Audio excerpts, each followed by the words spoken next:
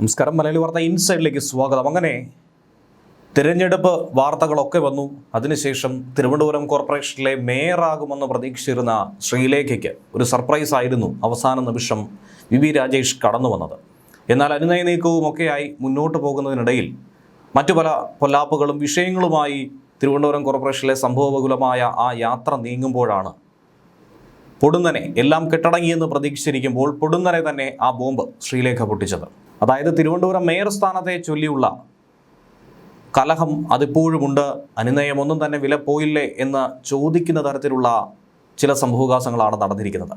BJP നേതൃത്വത്തിനെതിരെയാണ് കൗൺസിലറും party സംസ്ഥാന vice പ്രസിഡന്റുമായിട്ടുള്ള R Sreelekha ഇപ്പോൾ പ്രതികരിച്ചിരിക്കുന്നത്. തന്നെ മത്സരിപ്പിക്കാൻ ഇറക്കിയത് അത് മേയറാക്കാം എന്നുള്ള വാഗ്ദാനത്തിൻ്റെ പേരിലായിരുന്നു. എന്നാൽ തിരഞ്ഞെടുപ്പിന് ശേഷം എന്തോ കാരണം കൊണ്ട് അത് മാറ്റിയെന്നാണ് ശ്രീലേഖ പറയുന്നത്. എന്നാൽ പോടാ പുല്ലേ എന്ന് പറഞ്ഞ് തീരുമാനത്തെ എതിർക്കാത്തത് ജയിപ്പിച്ച വോട്ടർമാരെ ഓർത്തിട്ടാണെന്നും ശ്രീലേഖ പറഞ്ഞു. ഒരു ഓൺലൈൻ മാധ്യമത്തോട് സംസാരിക്കുമ്പോഴായിരുന്നു ശ്രീലേഖ ഇത്തരം കാര്യങ്ങൾ തുറന്നടിച്ചത്. അവസാന നിമിഷമായിരുന്നു മേയർ സ്ഥാനത്ത് നിന്നും തന്നെ ഒഴിവാക്കിയെന്ന് മനസ്സിലാക്കാൻ കഴിഞ്ഞത്. ആ ഒഴിവാക്കിയതിലെ അതൃപ്തി തന്നെ ശ്രീലേഖ നേരത്തെ പരസ്യമായി പല രീതിയിൽ പ്രകടിപ്പിച്ചിട്ടുണ്ടായിരുന്നു. വി രാജേഷിൻ്റെയും ഡെപ്യൂട്ടി മേയർ ആശാനാഥിൻ്റെയും സത്യപ്രതിജ്ഞാ ചടങ്ങ് അവസാനിക്കും മുമ്പ് തന്നെ വേദി വിട്ട് ശ്രീലേഖ ഇറങ്ങിപ്പോയതൊക്കെ ചർച്ചയായി മാറിയിരുന്നു. ആ വേദിയിൽ ശ്രീലേഖ നിന്നതും ഏവരും പല രീതിയിൽ വിമർശിച്ചിട്ടുണ്ടായിരുന്നു. എന്നാൽ അതൃപ്തിയുടെ ഭാഗമല്ല താനെന്ന് വേദി വിട്ടത്, മറ്റ് ചില അസൗകര്യങ്ങളുണ്ടായിരുന്നു, ചില ചടങ്ങുകളുണ്ടായിരുന്നു എന്നൊക്കെ തന്നെ പ്രതികരണം നടത്തിയിരുന്നു. എന്നാൽ ശരിക്കും വേദി വിട്ടു പോയത് ഇത് കാരണം തന്നെയാണ് എന്ന് വേണം ഈ തുറന്നു പറച്ചിലൂടെ മനസ്സിലാക്കാൻ.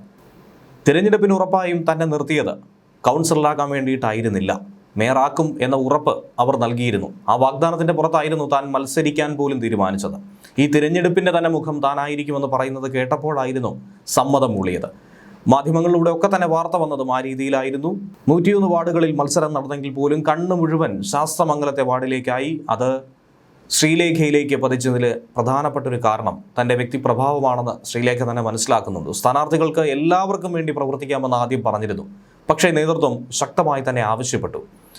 താൻ BJPയുടെ വൈസ് പ്രസിഡന്റ് കൂടിയാണ്, സംസ്ഥാന വൈസ് പ്രസിഡന്റ് കൂടിയാണ്. പാർട്ടി അങ്ങനെ പറഞ്ഞാണ് പ്രചാരണം നടത്തിയതും മാധ്യമങ്ങളിലടക്കം ചർച്ചകൾക്ക് വിട്ടതും തന്നെയായിരുന്നു. പക്ഷേ തിരഞ്ഞെടുപ്പ് കഴിഞ്ഞപ്പോൾ സാഹചര്യങ്ങളൊക്കെ മാറി. എന്തോ കാരണം കൊണ്ട് അത് സംഭവിച്ചു. രാജേഷിന് മേയറായും ആശാനാഥിന് ഡെപ്യൂട്ടി മേയറായും കുറച്ചുകൂടി നന്നായി പ്രവർത്തിക്കാൻ കഴിയുമെന്ന് കേന്ദ്ര നേതൃത്വം തന്നെ കരുതി. തൻ്റെ കണക്കുകൂട്ടലാണിത്. രാഷ്ട്രീയമാകുമ്പോൾ ഓരോരുത്തരുടെയും താല്പര്യം അനുസരിച്ച് അത് മാറിയേക്കും. കേന്ദ്ര നേതൃത്വത്തിൽ നിന്നും ഇങ്ങനെ പറഞ്ഞെന്ന് പറയുമ്പോൾ പോടാ പുല്ലേ എന്ന് പറഞ്ഞ് എതിർത്തോടാൻ തനിക്ക് പറ്റില്ല. കാരണം എന്നെ ജയിപ്പിച്ച കുറേ ആൾക്കാർ ഇവിടെയുണ്ട്.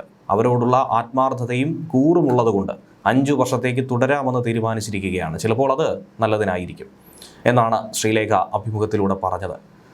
തനിക്ക് അതൃപ്തിയില്ല എന്ന് പറഞ്ഞുകൊണ്ട് ഈ അഭിമുഖം വൈറലായതിന് പിന്നാലെ, മാധ്യമങ്ങൾ ഏറ്റെടുത്തതിന് പിന്നാലെ ശ്രീലേഖ രംഗത്തെത്തിയിട്ടുണ്ട്. കേന്ദ്ര നേതൃത്വത്തിൻ്റെ തീരുമാനം എന്തായിരുന്നാലും അത് താൻ സ്വീകരിക്കുന്നു.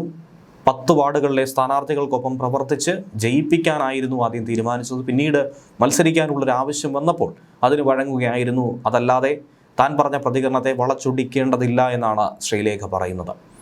എന്നാൽ നിയമസഭാ തെരഞ്ഞെടുപ്പിൽ മത്സരിക്കുമോ എന്ന ചോദ്യത്തിന് താല്പര്യമില്ല എന്നാണ് അവർ പറയുന്നത്. വട്ടിയൂർക്കാവിൽ മത്സരിക്കാൻ പാർട്ടി നിർദ്ദേശിച്ചോ എന്ന ചോദ്യത്തിനായിരുന്നു ശ്രീലേഖ അങ്ങനെ ഒരു മറുപടി പറഞ്ഞത്. തിരുവനന്തപുരം കോർപ്പറേഷനിൽ BJP സംസ്ഥാന നേതൃത്വം മേയർ സ്ഥാനത്തേക്ക് ഉയർത്തിക്കാട്ടിയത് ശ്രീലേഖയെ തന്നെയായിരുന്നു. അവസാന നിമിഷമായിരുന്നു ഇത് മാറി മറിഞ്ഞത്. വി രാജേഷിനെ പദവിയിലേക്ക് ഉയർത്തി. രാജേഷിനെ മേയറാക്കാൻ RSS അടക്കം ഇടപെട്ടു എന്നാണ് മനസ്സിലാക്കുന്നത്. എന്തായിരുന്നാലും ഈ വിഷയത്തിന് പിന്നാലെ കെട്ടടങ്ങിയെന്ന് വിചാരിച്ച ചില വിഷയങ്ങൾ വീണ്ടും വിവാദമായി മാറുകയാണ്. തിരുവനന്തപുരം കോർപ്പറേഷനിൽ തന്നെ ചരിത്രത്തിൽ ആദ്യമായിട്ടാണ് 4.5 പതിറ്റാണ്ട് നീണ്ട ഇടതുഭരണത്തെ അവസാനിപ്പിച്ച് BJP അധികാരത്തിലെത്തിയത്. അതിനുശേഷമാണ് മേയർ സ്ഥാനത്തെ സംബന്ധിച്ചുള്ള അതൃപ്തി അടക്കം ചർച്ചയായി മാറിയത്. ശാസ്തമംഗലത്ത് കൗൺസിൽ സ്ഥാനാർത്ഥിയായി മുൻ DGP കൂടിയായിട്ടുള്ള R ശ്രീലേഖയെ മത്സരരംഗത്ത് ഇറക്കിയത് മുതൽ തന്നെ മേയർ സ്ഥാനം ഏറെ ചർച്ചയായി മാറിയിരുന്നു.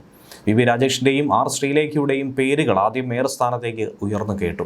അവസാന നിമിഷം വരെ മേയർ ആരാകും എന്ന കാര്യത്തിൽ BJP സസ്പെൻസും തുടർന്നിരുന്നു.